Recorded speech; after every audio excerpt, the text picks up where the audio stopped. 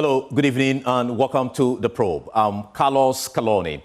We are live on DSTV, channel 421, GoTV 125. We also live on Joy 99.7 FM and Love 99.5 FM. You can also catch us live streaming across all our digital platforms, Facebook, YouTube, and X at Joy News on TV, and globally via myjoyonline.com. This evening, the Ghana Journalists Association, GJA, is at a pivotal crossroads as it prepares to elect new national officers to steer the affairs of the association for the next 3 years. In just 8 days, the current leadership will face off against formidable challenges and all vying for the mandate to lead. With the June 30, 2025 election fast approaching, the presidential race is reaching fever pitch. The two leading contenders are traversing the country, making their final push and rallying support. But beneath that campaign buzz lie the real question. What critical challenges are journalists grappling with across the country? And who among these aspirants truly understands these issues and has the vision to fix them? Will the GJA choose continuity or opt for a bold new direction? We'll get all the answers. But who are those actually vying for the various leadership roles at the GJA? Let's look at them. Now, there you have it on your screen. There are two gentlemen actually who are vying to become president of the Ghana Journalists Association. You see the man in the blue suit is the current president of the GJA, Albert Kobina Dwumfour, and is being fiercely challenged by Charles Yao Mausi. Now, there is the position also for the vice president aspirant, and the women are there. You see Rebecca Ekpe and also Mensa M. Tewia. They are vying for, vice presidential slot. Now, when it comes to the general secretary aspirants, there are two main contenders. We have the Mr. Hloji Dominic, who is a current executive, but now wants to become the general secretary of the GJA. And he's been in that race with Ajiman Akwesi, who is also a seasoned journalist. Let's now look at the organizing secretary aspirants. Maxwell Kudeto is there in blue suit, and then you find Mustafa Suleiman. They are going for the organizing secretary. Now let's look at the treasurer aspirants. You have Bedu Ajay Betha and Amedeto Theodora in the middle, as well as Zambaga Saminu. They want to hold the GJA money. And then we have the public affairs aspirant. We have Caesar Abagali, as well as Zadok Jesse. So these are the women and men who want to put in themselves up there for election. For now, though, I'm joined in the studio by one of the presidential aspirants, and none other than the current president of the Ghana Journalists Association. I'm talking about Albert Kobina Dwumfour. He is seeking a second term and hoping to convince members that he deserves to continue leading the association. But how well do you really know the man at the center of it all? Here's what you need to know about the GJA president, Albert Dwumfour. Now, he holds a first degree from GIMPA, and he also holds a MA in Monitoring and Evaluation, MA also in International Relations and Diplomacy. He also holds a postgraduate certificate diploma in Public Administration. That's about his education. Now, let's look at his career. He's been a freelance reporter for the Insight newspaper from 2007 to 2008. And he co-founded the Ghanaian Analyst newspaper in 2010. He's also the former managing director and general manager for the Atinka Media Village, and he held that position in 2014. And also, still on his career, he's also a PR consultant. He was the Chief Operating Officer, Media, Tobinco Group in 2015. And then he joined the GJA leadership position in 2016 as its organizing secretary. And then he also was the spokesperson for a Presidential Committee on Foreign Retail Trade Committee in 2018. And he also founded the Western Communications and Media Consultancy in 2020. And he's also a member, Federation of African Journalists Steering Committee. Now let's look at some awards that he's been able to pick up. In 2020, he picked the Gold Coast Excellence Award, the most promising media personality, and also picked up the Nobles International Awards, an eminent member of the West African Nobles Forum. And also, he picked up an award recently, 2023, a Media Entrepreneur Awards at Harper Awards in California in the United States. Now, he's been recognized also by the Ghana Armed Forces, the third media group in the United States, New York, as well as TASCO for leading the school's Diamond Jubilee celebration. Now, he's also in some other, association, the voluntary ones. He's a member of the Media Coalition Against Galamsey. They've been talking a lot about the Galamsey situation we face in the country, so we'll get to find some answers from him. And also, he's a member, Coalition of Domestic Election Observers, CODEO, and member, Ghana Anti-Corruption Coalition.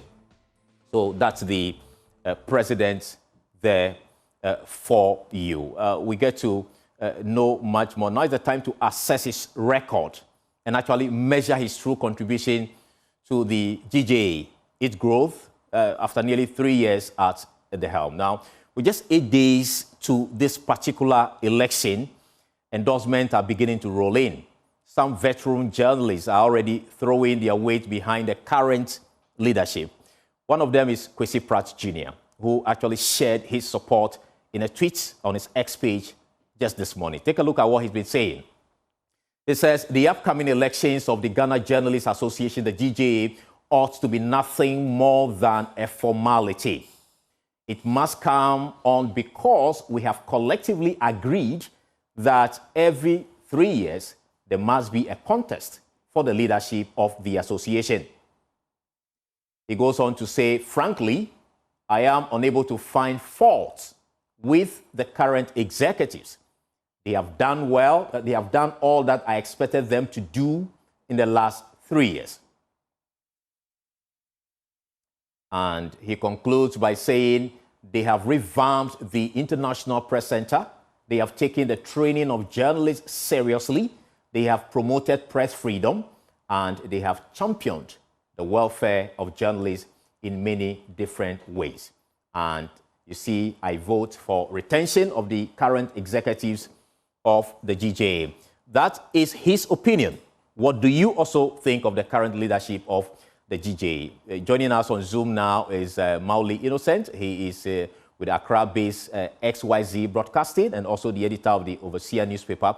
Also on Zoom is Justice Adoboy. He is also a journalist, as well as Seydou Bomanjo. He's a journalist with the GBC Upper West Radio. And in studio is the man himself, Albert Kobina Dwumfour. You can also share your thoughts with us under our live streams on Facebook and YouTube. We'll get to know what the president has for Ghanaian journalists when I return. Stay with us.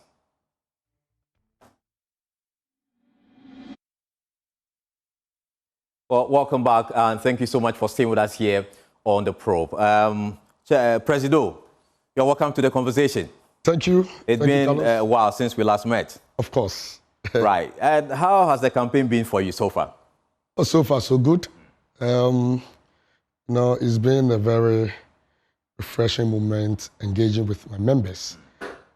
I see it to be accounting for my stewardship, right? Not campaigning, because it gives me the opportunity to engage my members and to tell my members what we've been up to.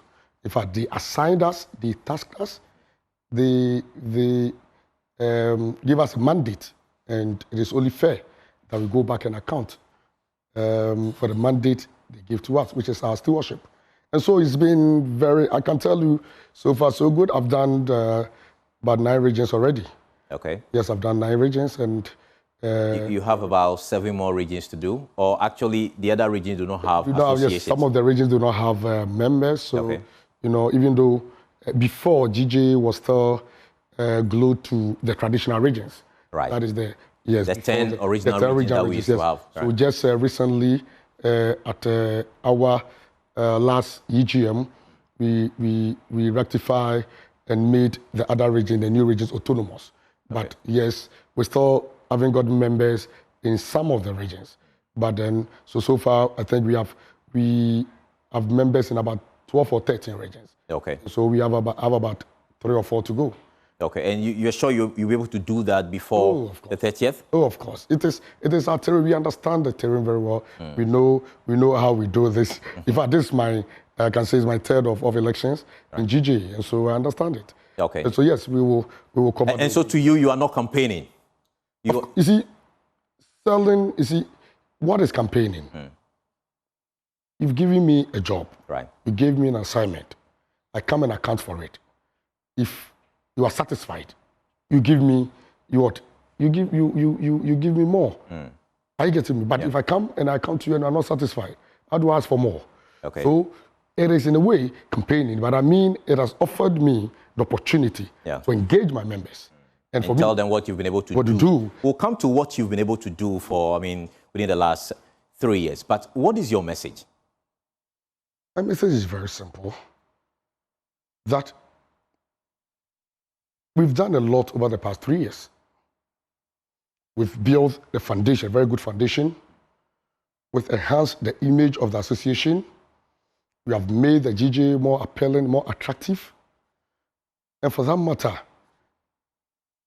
the message is that there's a legacy. When we came, we tagged ourselves as legacy regime, trying to do the unthinkable, the hard things that people were running away from. Which were? Which were speaking truth to power, which were going after perpetrators of media attack, which were fighting for press freedom, defending the ordinary journalist, and making sure that they go about their usual duty without fear or favor, making sure that people do not attack journalists and go scot-free, ensuring a safe and a secure media environment, freer media environment, a proactive and a vibrant media. You understand?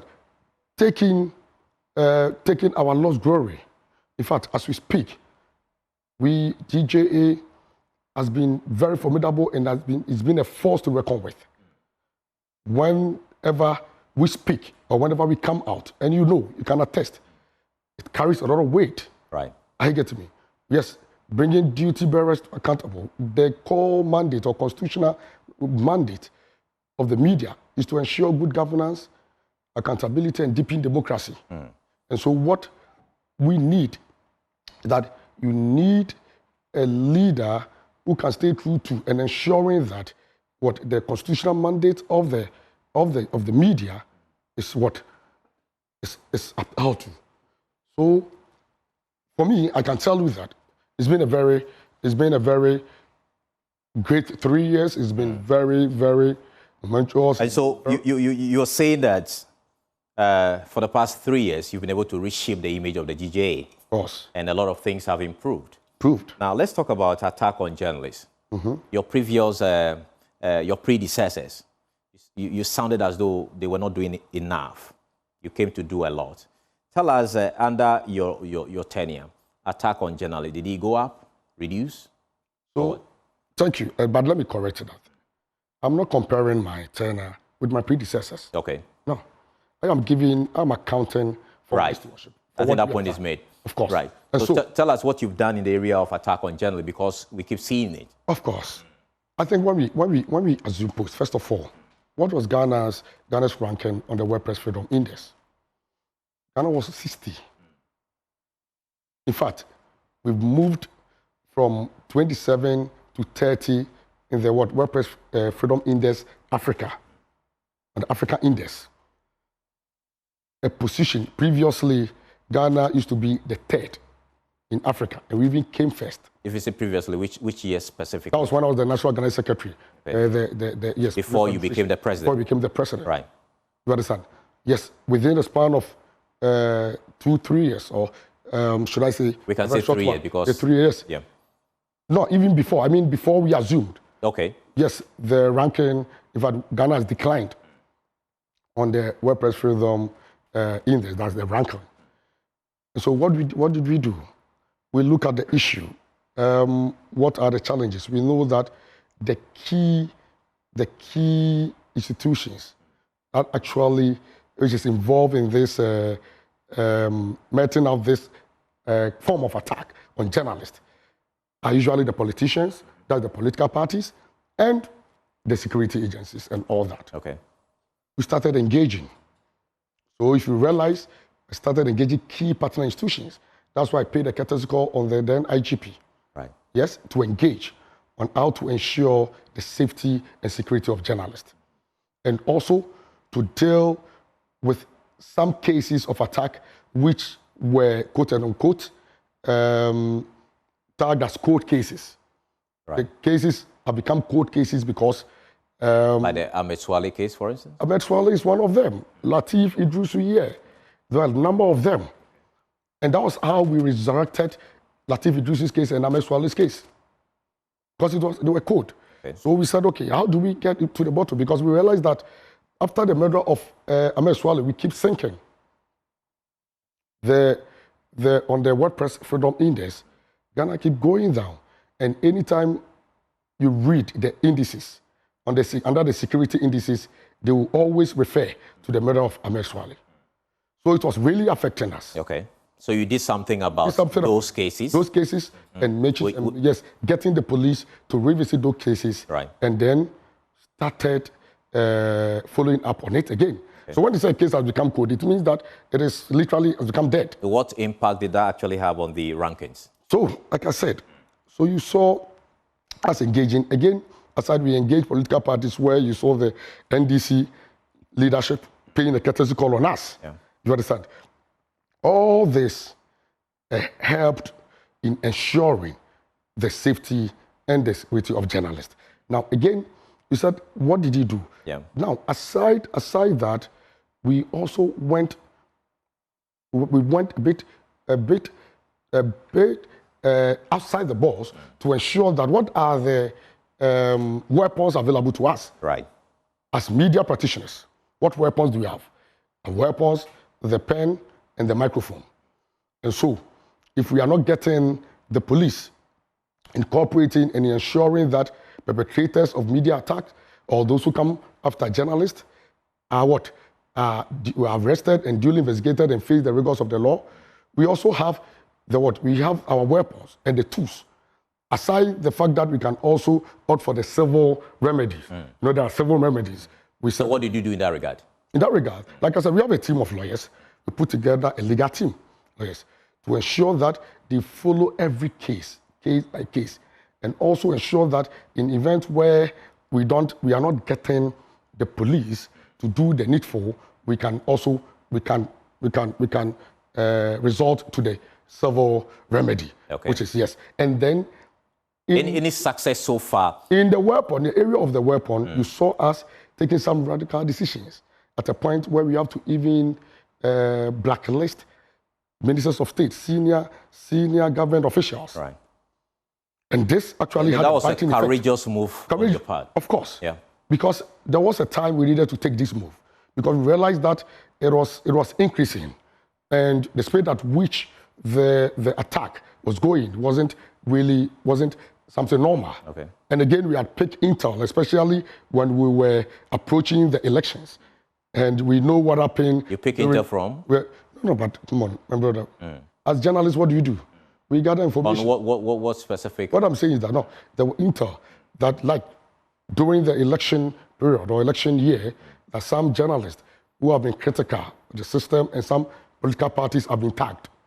You understand? And you know, so some political parties were targeting certain journalists. Of course, some politicians and even the system. Like you understand, journalists who have been very critical.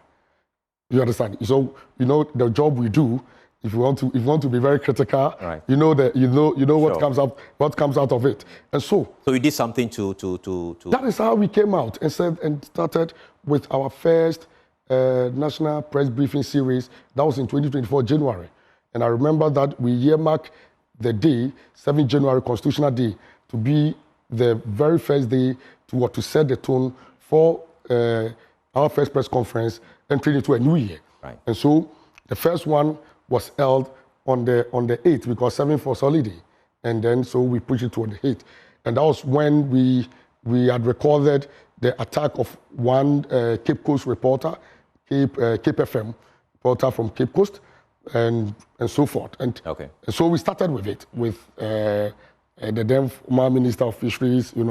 Yes, we were told that was cronies, supporters, yes, who had actually assaulted this journalist. Okay. And so we started laying out tools down like blacklisting. The blacklist was just to let politicians, was just to let these actors or these people who have the tendency of attacking journalists, who don't have the capacity and temperature in accommodating journalists, understand that the media serves as the bridge and link between the governed and the governor. Okay. You understand? In deepening democracy, in fact, we shape ideas. Exactly. We shape the mindsets of the people. Right. We sell your policies. But for the media, your policies and your message wouldn't get to the citizens. And so, if you are attacking the same media, and you expect the same media to sell your message, we will lay our tools down. Okay. And in so doing, we are literally telling you that we are not covering anything related to you. We are not going to sell your message. Okay. We are not going to sell your policies. Did that help change anything? Of course. What? Of course, one, it affected, in fact, it improved our position on the World Press Freedom Index from 60 to 50. What else? Yes, again, we had the respective politicians, or should I say those affected national officers coming in. You understand, coming in to engage with the GJA to see how we can keep such impunity going forward. And it really yielded the result. Again, it also reduced the attack on the media during the election year. I can tell you that, Carlos, after that blacklisting, I can tell you without missing words that before, during, and after elections 2024, we never recorded any attack. That's all? Of course. And the records are there. Are you sure? The records are there. Carlos, no journalist reported to you that he was attacked. Said before, because you see, you remember that in the last day the temperature was so high, tensions were on the high, and all that. You understand? Because it wasn't only the fisheries issue. We had also recorded an attack in Yendi where an MP has assaulted a City FM reporter, correspondent, and all that. We had reported an attack at the offices, the Greater Office of the NDC, where City FM reporter had also been attacked and all that. We haven't come out with such position and decision, blacklisting. People now realizing that the then toothless GJA, the GJA which people saw to be toothless, meaning were unable to bite, can now bite. So the previous administration was not biting? I'm not talking about the previous administration. I'm talking about the GJA I inherited. Okay. And I'm talking about what we have done differently. Okay. What we have done that has yielded. Okay, apart from this thing that you mentioned, you let's talk about welfare. It's a major issue when it comes to the association. What have you done in that regard? Of course, I think that welfare has been very, very key, and it has always topped my commitment to the members. Again, under the welfare, quickly, the first thing we did was to launch what we call the Journalist Support Fund.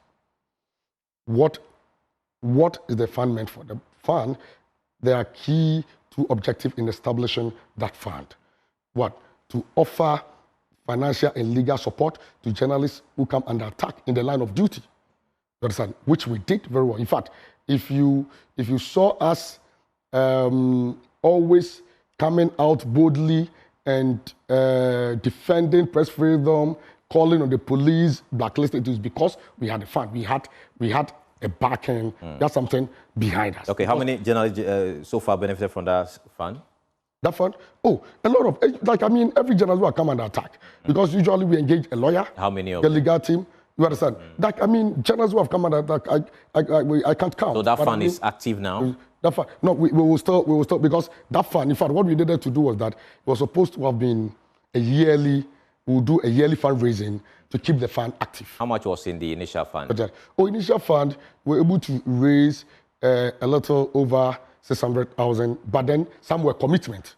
Okay. Some were commitment. So but the actual money, cash which came in were little over between 200, 300,000. Okay. Yes, around 200 or so. Let me put it out. And how many cases or journalists have actually benefited from this 300,000? No, it's not. No, I'm not saying. I'm not giving a fixed figure. Okay. I'm just because I don't have the figures. But I understand that. It is between 200 or 300. But I mean that there's a team. Okay. That team. No, I just want to have an idea. Of course. So we know that journalists who are watching know that when they have issues, yes, they can fall on the association for support. That's what I'm saying, that every journalist who has come and attacked, every press conference or every journalist, we have come out to defend. You know, there has been a lot of attacks. Of course. Of course, you understand, the data is not before me. But I mean, there has been a number of attacks from the 2022 when the fund was launched till now. You understand what I'm saying? And again, it is not specifically earmarked to a journalist.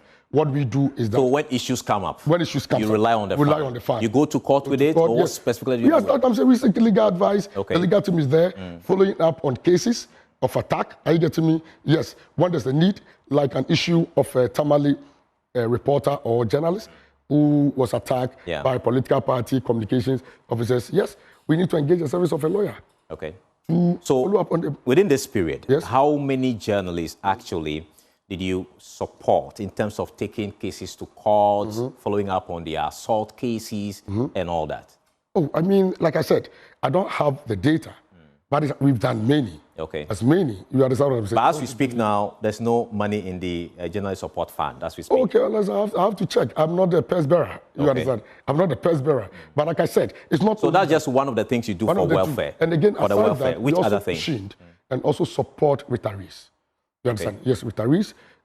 You know... There's a fund for them? There's no. Through the same fund, you know, when retirees come, sometimes, you see, Carlos, one of the things that we realize is that most of our senior journalists or veterans, when they go on retirement, you understand, they face a lot of financial challenges. It's true. And you know, sometimes they come to the president, they come for events and even find it difficult, in fact, to even transport. Okay. So back home and all. So what did you do in that regard? No, I mean, we support them, we pushing them. Are you getting me? You know, it is not enough, but there's no policy that is actually guiding how you go about it. We don't have a policy now. What we intend to do was to put together a trustee. Okay. A trustee to manage the fund. But then, you know, unfortunately, like I said, after the launch of the fund and the raising, most of the commitments were not redeemed. Okay. You understand?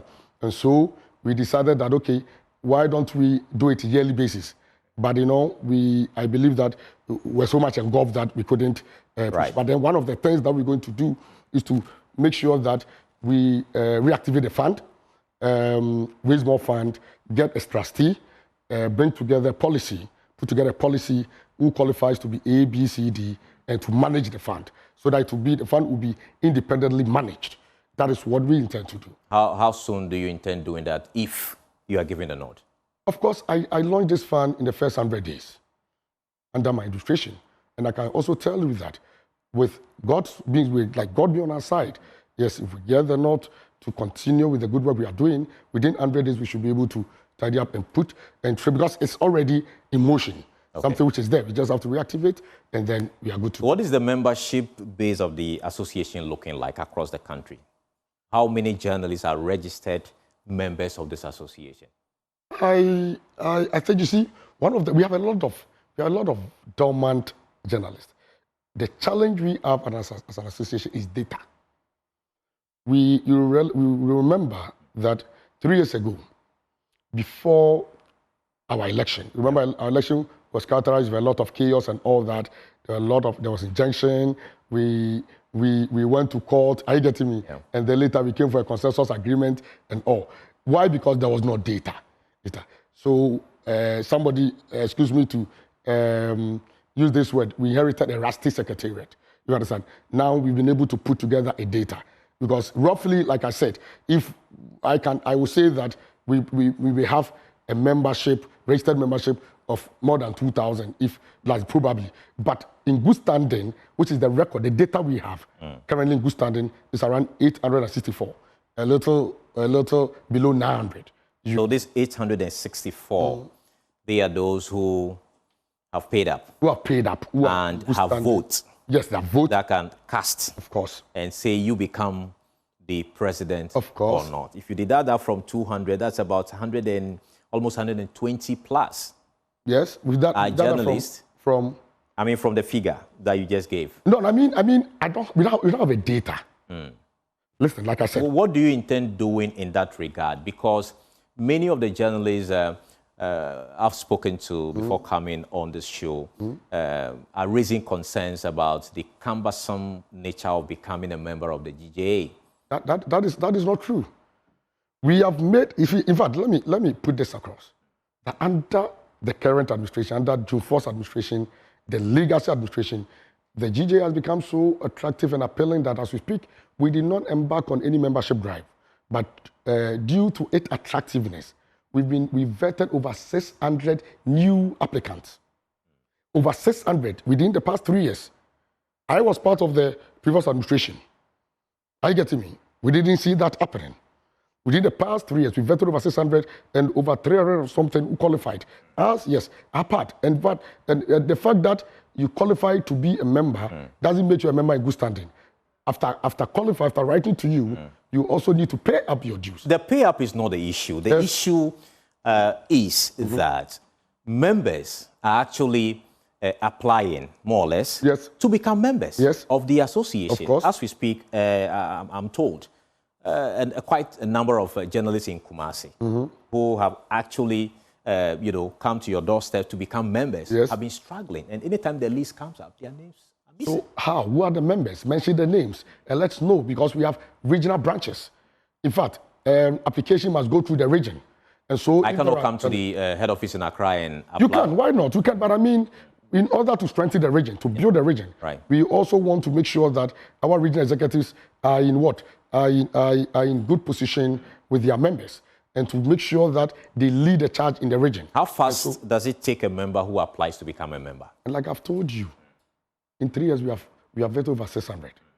No, I want to know the standard. If I walk to the press center this evening, as we speak now, put in my application, how long shall it take? As we speak now, we cannot count. We can't count at the press center. We can't count more than 50 new applications standing, or which have not been vetted. Okay. Because we vetted up to end of May. Sorry.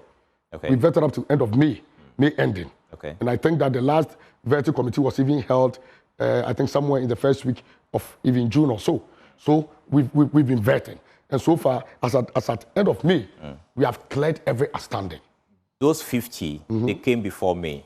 No, you see, Carlos, you keep repeating numbers. I don't have data here. Okay. No, I'm quoting your own figure. No, I'm saying that you mentioned that as at the end of May, you had vetted. I'm saying we 50. would not have up to. Okay. We wouldn't have up to. Okay. Because I don't run the secretariat. Okay. Application goes to the secretariat. They will refer to the general secretary's office. Okay. General secretary.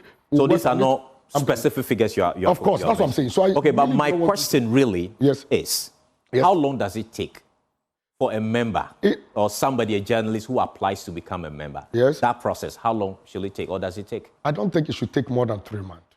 3 months? Yes, it shouldn't take more than 3 months. Okay, what do you require to become a member? Yes, the Constitution is very clear. You need to attach your qualification, your years of experience. There's a media house, you have to be endorsed, if it's from the region, by a regional chair, and all that. The Constitution is very clear. So if you do not have any qualification in journalism, you cannot be a member of it? You don't need to have any qualification in journalism. So what is the qualification? No, the qualification is that, I mean, we have, even with SSC, a minimum qualification of SSC or WASI or A-level, You understand? With that certificate, all you need is to have 6 years working experience in the media, in the gathering of news, in the media, in the gathering. So experience is one leg. Experience is one leg. And academic qualification is another. And the one you have, if you have any higher qualification aside the SSC or WASI, right, you understand, especially in the professional area of journalism, it means that you need an experience 2 years. What is that? 2-3 years experience. Then it means that you have a qualification in the area, in the field. Okay. That is the journalism. If you have any other qualification aside the area, the field, which is journalism, you have to have an experience of about 5 years to qualify. So it means that if you are just coming from the university, of course, with a degree in journalism, yes, you cannot be a member of the GJA. We have types of membership. You can't be a full member, but there's another type. We have associate. We have type of. So the young journalists who are watching now, membership. Yes, we have. They will become affiliate members. Yes, you can be affiliate. It will take them 5 years. Yes, no, 2-3 years. If you have from the university, from a communication journalism institution. GIG or university. GIG, yes, a qualification in journalism or communication. Right. Minimum is 3 years, like 2-3 years. Okay. You're a full member. Okay. Do you understand? Right. And then from other qualification from other course, maybe other area rather than journalism or communication. That's where you need about 5 years. Okay. SSC 6 years. You understand? Yes. Would you say you've improved that system where journalists easily get into the association? That is one of our hallmark. That is one of the successes shop. And it's the reason we don't, I can tell you that when we inherited, we had over 200 applications were standing, pending. Over 200, a lot of applications pending. So we started with the backlog because some of them had been there since 2017, 2018, 2019, 2020. We took over in 2022. Okay. So what we needed to do was to start clearing the backlog. So literally, that also delayed the new ones. Okay. Because you have to clear the backlog before you come to the new ones. All right. So then we cleared all the backlog, then we started building on the new one. And like I said, but as at 31st May, there wasn't any new application. Okay, right. And so are you considering making the system a bit maybe online where people in the regions can just go of course, to the portal? We are trying to create a digital platform for journalists, where even a platform, an enhanced platform where journalists can even pay their dues and all that. Are you getting me? Yes, where you can apply. Because already, since we came, you realize that, Carlos, we've gone paperless on most of the things. Okay. Before then, one has to carry, you have to print a lot of documents, evidence, attach it to your whatever news or whatever feature story or whatever you have to file an entry. You carry it to make a lot of copies because assuming if there are 7 panel awards committee, you have to print for all. For 7 all. Right.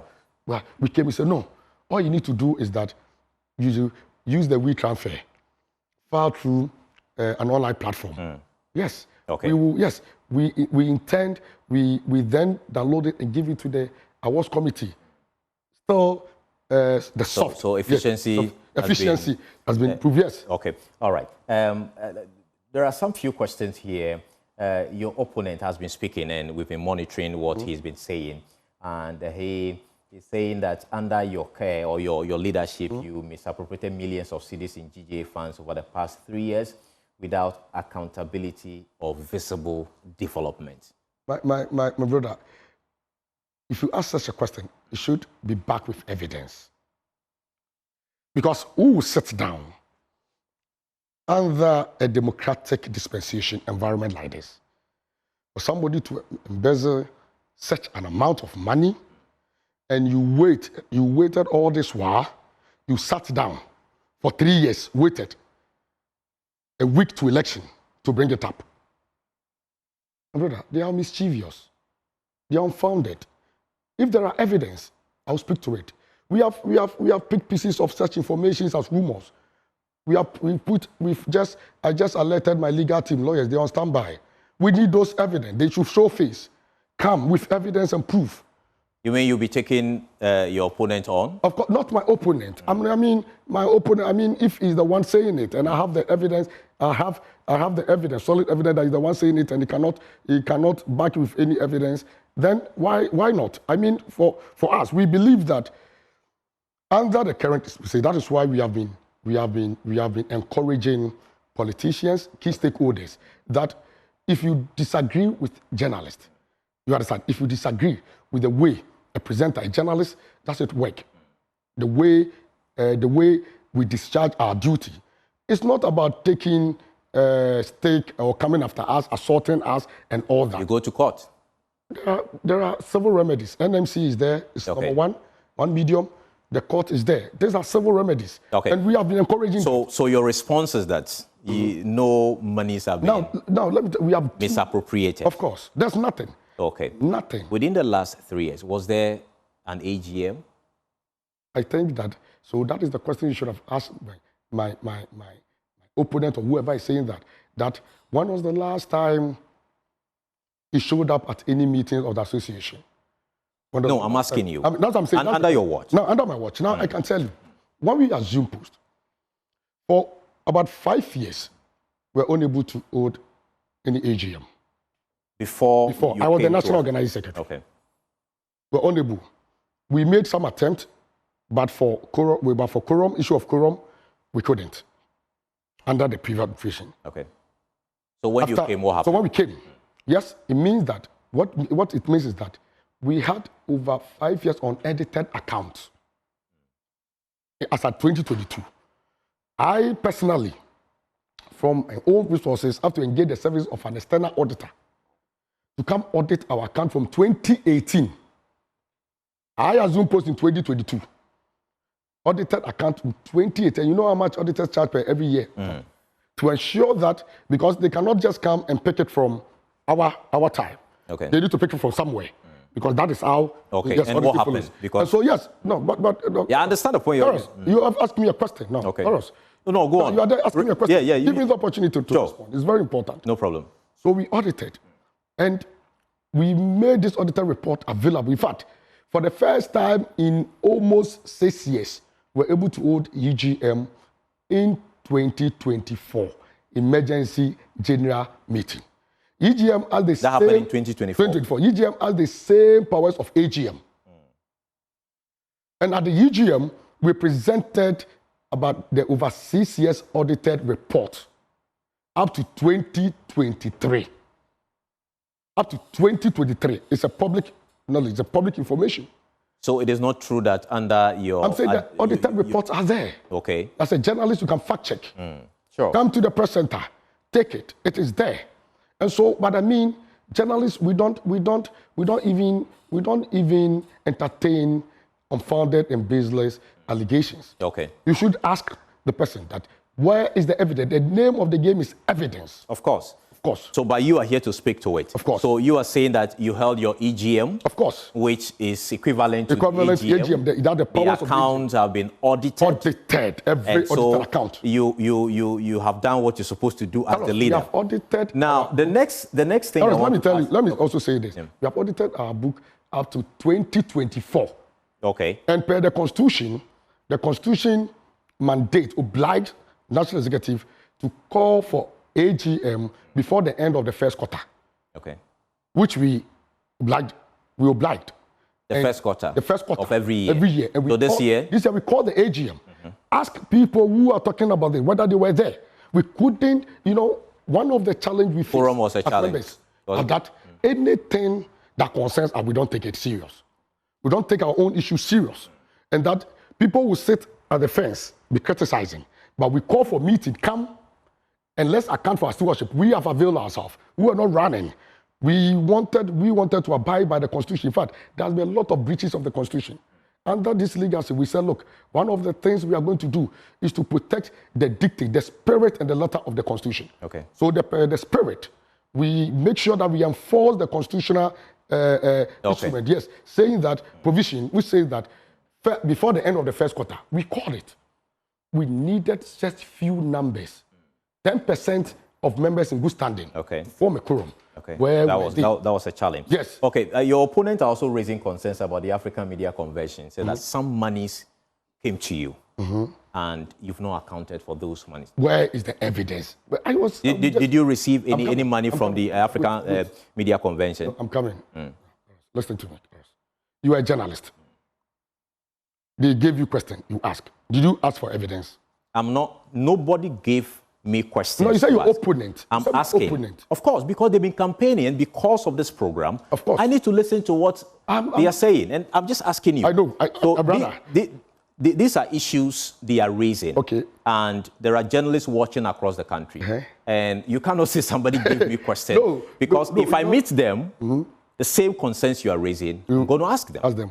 Okay. So what I'm saying, so these are claims from your opponent. And I'm asking to clarify. I have you here. I know how critical multimedia is, especially Joy. They don't play with evidence. You understand what I'm saying? I believe, for me, I can just go and stand somewhere and say, when I came to Joy Studios or Joy News, I bribed the host, presenter, and all that. Okay. Then people will just be running with it. I get what I'm saying. What is the evidence? So now let me tell you, African Media Convention was co-hosted with the government of Ghana. First, it wasn't a GJA project. GJA won the bid with the support of the government of Ghana because the GJA doesn't have the capacity to host such an event that brought together over almost 300 foreign delegates. I get to me. Yeah. So now, Carlos, a brief is that. So we co-hosted with the government of Ghana. We formed what we called LOC. Okay. Local Organizing Committee, made up of almost 18 institutions, credible institutions. And do you know the institutions? We have the Ministry of Information, we have the National Security, we have the Immigration, Ghana Immigration Service, we have the Ghana Police Service, we have the Ministry of Foreign Affairs, we have UNESCO, Ghana Commission for UNESCO. All this, they were all represented on the LOC. Okay. I co-chaired the LOC with the minister. We opened what we called AMC account. Whatever payment or money that came through the government of Ghana, through the Ministry of Information's account. We understand. All transferred to the AMC account, which I co-signed with the minister. I get me, which I co-signed with the minister. See, so whatever, nobody received any cash or any money. And as I speak to you, we dissolved the LOC somewhere November last year before the elections. And before the dissolution of the LOC, we properly accounted for what? For everything, and even the event, in fact, per the home country's agreement, we were supposed to engage a consultant or an event organizer. The event organizer, which is Growth Production, has even presented its full report. I get to me. Such account, the account we are talking about, were now presented to internal auditors of the Ministry of Information. You understand? And again, we account, even in GJA, we account to National Council as National Executive, we account to AGM. We don't account to individuals. And so if anybody has any questions regarding GJA account, come to AGM or EGM. All right. And then we account. Okay. Thank you so much. You've been listening to Albert Dwumfour. He's the GJA president. Let me go on Zoom to give the opportunity to some few journalists to ask one question within 30 seconds or 1 minute, and we'll give the opportunity to Albert Dwumfour to respond. Let me start with you, Seydou Bomanjo from Upper West. If you can unmute so we hear what you're saying.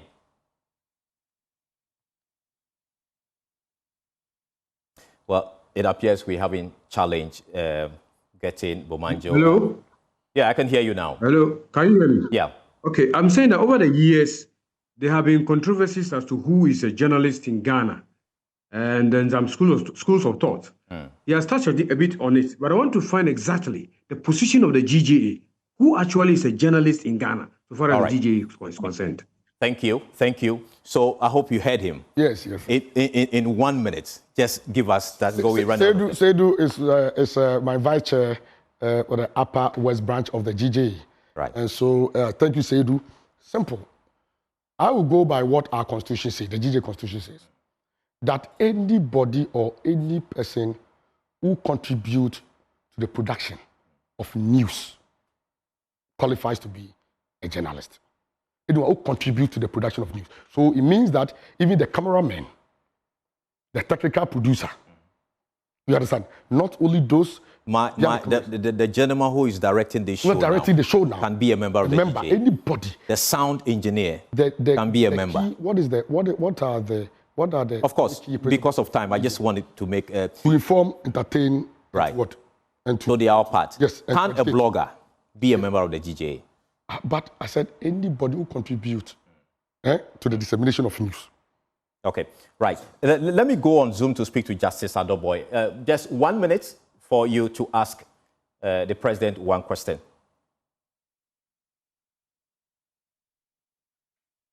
Kindly unmute and make it brief for us, sir.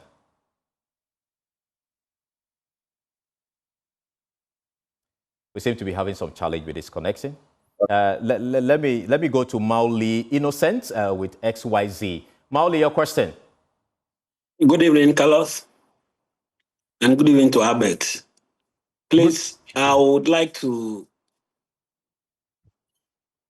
ask Albert to clarify for me if he's still working with Atinka Media. Is that your question? Yes, I want to ask him from that question. If he answered, I want to ask. No, we are giving you one opportunity to ask your question. If that's your question, fine. Okay. My question is: I have information that one organization gave money for GJA to collect election result during 2024 election. Can Albert answer us whether the GJA was able to collect that which organization are you referring to? KGL. KTL. KGL. How much was involved? It's about 300,000. You have this for a fact. You know this for a fact. I have the information that the KGA gave money to GJA to collect election results. So I want to verify from But you know GJA doesn't collate results. Look, which results? See, journalists help in monitoring elections. So collection of results, they made him to collect it. So let me give the chance to him. 1 minute, just respond. So that's the point. No, please, let's just respond to him. Yeah. But this is what I'm talking about. So I just want the chairman of KGL is watching us live. Okay. And I can tell you that, Joy, do your own background. We collaborated with KGL to create what we call a National Media Coalition Center. Okay. We realized that in the past, most of the media houses, we have Joy, election headquarters, election. And this is the election headquarters. every media house want to come out with their own figures. So we said, look, as a parent body of the media, not only GJA, other stakeholders, GIBA, it was, in fact, the media. So all those organizations were part of it. Were part of it, so that including the KGL. We set the setup, the money, whatever KGL brought. KGL had its own marketing manager called Seriam. Okay. Seriam was the lead. In fact, he led the charge. He actually was the lead for the setup of all the. In fact, the technical people who set the thing up was brought by KGL, not the GJA. Okay. Forgive me, but because we are running out of time. So I just want you to know that. Yeah. I just want to know that that's what I'm saying. These are some of the years. Okay. I mean, not on. But you're the leader, so you should expect some of these things. Of course, I don't have any problem. But when you are peddling falsehood around, you're trying to create mischief and all that. For me, this is. What do you make of your opponent? His ability to contest you and unseat you. Bro, I'm coming. It should be a contest of decent ideas. Okay. Let's share ideas. Let's tell the people what we can do. Okay, Dwumfour has come. We have done A, B, C, D. What can you do better? Okay. This is what I will urge all of us. That I believe that the question you just asked, for me, is the democratic dispensation. Sometimes you need a reason to jubilate, a reason to rejoice. Because if I'd even gone unopposed, I don't think that I would even have the opportunity to even engage my members across the country. Maybe I would have sat back and I've thought that all is well. But when I went, in fact, I also received feedback from my members. In fact, which will also enhance our policies or the measures we take going forward. Okay. And so for me, he's giving you a run for your money. There's no run. There's no run for the money. He's doing his own thing. He's campaigning. And you are sure you're going to win this election? It is the election. There's no contest, and I can tell you for a fact that by the grace of God, Inshallah, come 30th, the good people, the good members of the association will what? Will vote for continuity, will vote to what? To secure the legacy, to secure the achievement.